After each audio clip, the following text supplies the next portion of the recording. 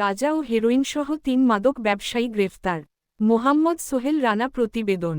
ঢাকা জেলার police super জনাব মোহাম্মদ মিজানুর রহমান মহোদয়ের নির্দেশনায় মাদকের বিরুদ্ধে জিরো টলারেন্স নীতি বাস্তবায়নে বিশেষ অভিযান চালিয়েছে ঢাকা জেলা উত্তর ডিবি ডিটেকটিভ ব্রাঞ্চ পুলিশ। অভিযানে ১ কেজি ২০০ গ্রাম গাঁজা এবং ৩ গ্রাম হেরোইনসহ ৩ পেশাদার মাদক ব্যবসায়ীকে গ্রেফতার করা হয়েছে। গত ১৪ ফেব্রুয়ারি ২০২৬ খ্রিস্টাব্দ তারিখ বিকেল ৪:৫ ঘটিকায় সাভার থানাধীন রাজাঘাট এলাকায় এই অভিযান পরিচালিত হয়। ঢাকা জেলা উত্তর ডিবি র অফিসার ইনচার্জ ওসি জনাব মোহাম্মদ সাইদুল ইসলাম এর নেতৃত্বে এসআই নি মোহাম্মদ আহমুত্তালিব ও সঙ্গীয় ফোর্স এই সফল অভিযান পরিচালনা করেন।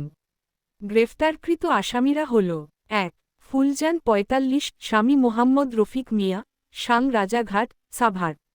২ বিল্লাল ৩২।